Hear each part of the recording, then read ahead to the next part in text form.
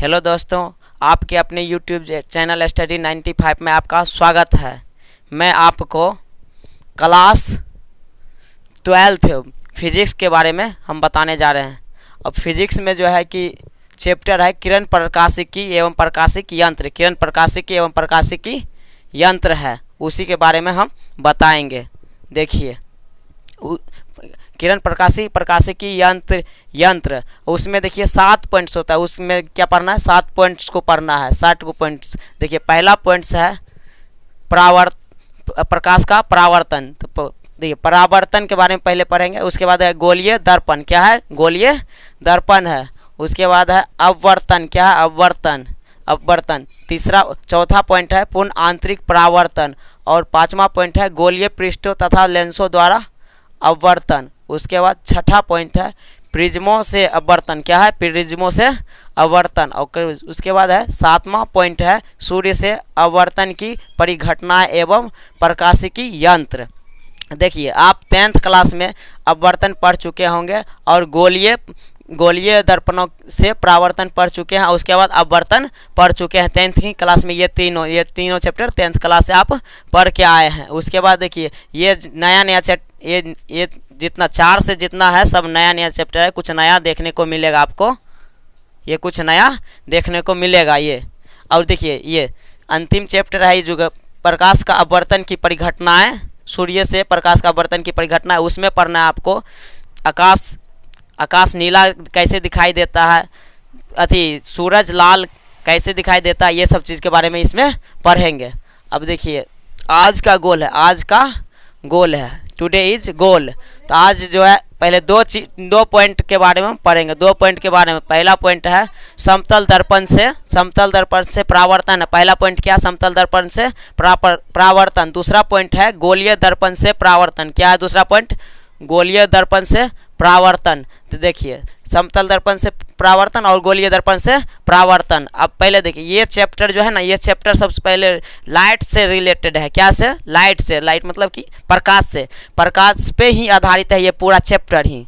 तो इसलिए पहले प्रकाश को जानेंगे। पहले किसको जानेंगे? प्रकाश क्या है, प्रकाश कई सरल रेखा में गमन करती है, ये सब चीज़ के बारे में पहले पढ़ेंगे। तो देखिए, पहले प्रकाश के बारे में क्या क्या दिया हुआ है।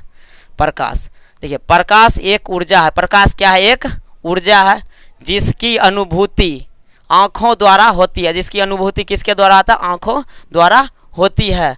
जिसके कारण हम विभिन्न वस्तुओं को देखते हैं। देखिए, दूसरा अथवा और देखिए, मतलब कि परिभाषा, हमारी आंखें विद्युतीय चुंबकीय स्पेक्ट्रम से संबंधित है। हमारी आंखें क्या है? विद्युतीय चुंबकीय स्पेक्ट्रम से संबंधित है। विकिरणों जिसकी, देखिए, संबंधित है विकिरणों जिसकी तरंग दैर्घ्य 400 nm से 750 nm तक होती है और हमारी आंख संसूचित कर सकती है। इतना स्पेक्ट्रम का जो है हमारी आंख संसूचित कर सकती है। इन विकिरणों को प्रकाश कहते हैं। इन विकिरणों को क्या कहते हैं? प्रकाश कहते हैं।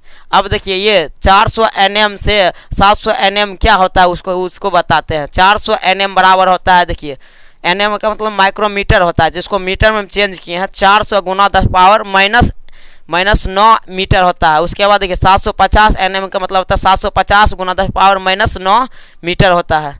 उसके बाद देखिए, प्रकाश देखिए, प्रकाश की समूह, जैसे प्रकाश एक नहीं होता, प्रकाश की समूह होता है। प्रकाश जैसे हम लाइट जलाते हैं, टॉर्च। देखिए, टॉर्च ये जला रहे हैं, ये एक प्रकाश नहीं, इसमें बहुत सारे प्रकाश, लाइट के कण है, लाइट की कण है। तो किरणों के समूह को किरण पुंज कहते हैं। बहुत सारे किरण जब एक साथ जाती है तो उसकी किरणों के समूह कहते हैं। उसको किरण समूह को क्या कहते हैं? किरण पुंज कहते हैं।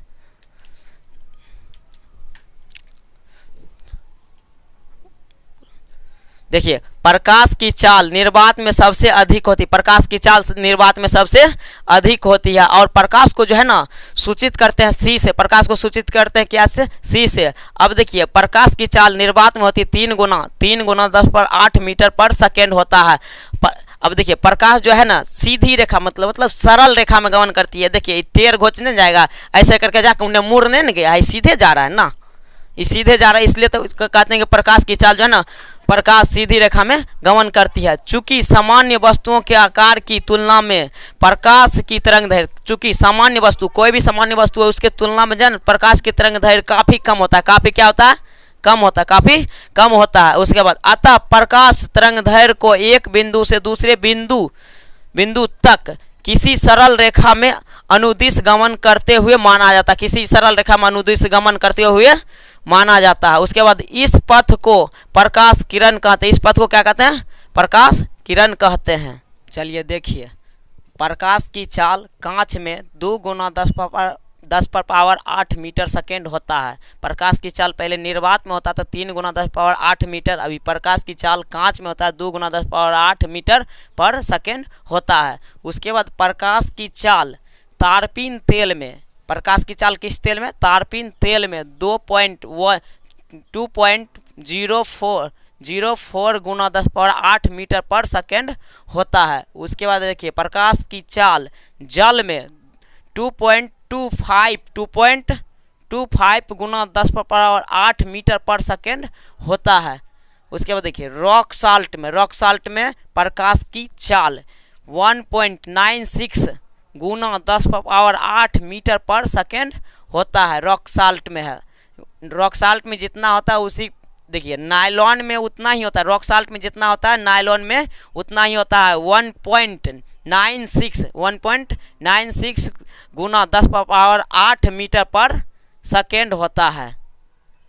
चलिए नेक्स्ट वीडियो में हम चलेंगे। अब प्रकाश खत्म हो गया है, नेक्स्ट वीडियो में चलेंगे, प्रकाश का परावर्तन पढ़ाएंगे।